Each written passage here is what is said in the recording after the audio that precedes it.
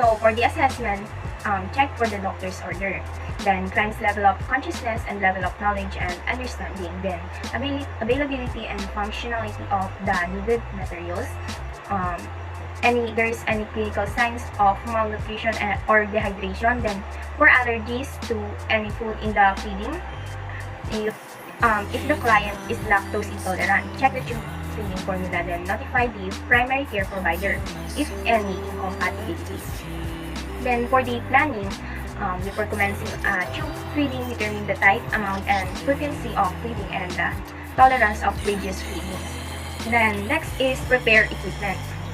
The correct type and amount of feeding solution, 60 ml catheter tip syringe, MSS basin, clean gloves, pH test strip or pH meter, then large syringe or calibrated plastic feeding bag, then measuring container from which to pour the feeding, then water, 60 ml, and then the feeding pump as required.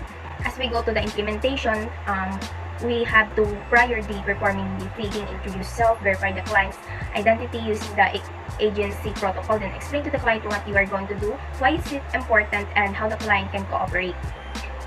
And then inform the client that the feeding should not cause any discomfort but may cause feeling of fullness. Then perform hand hygiene and observe appropriate infection control procedures. Then provide privacy for this procedure if the client desires the tube feedings are embarrassing to some people.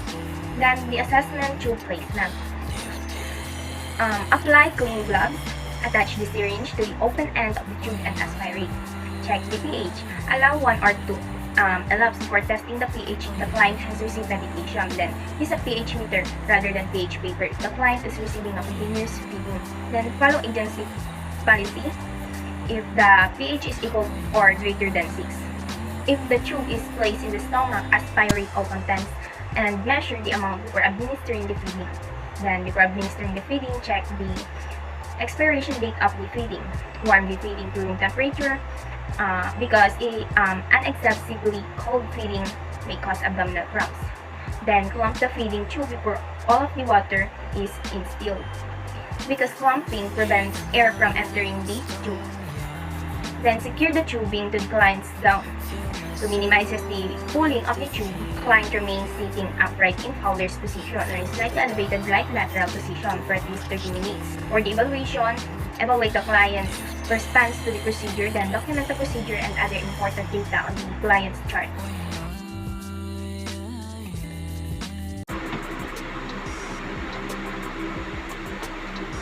Good morning, sir. I'm Mecca-Ella D, student nurse from Nasogatric University of Science and Technology, and I'm here to perform the nasogastric feeding. So that I am going to insert food in your nasogastric tube.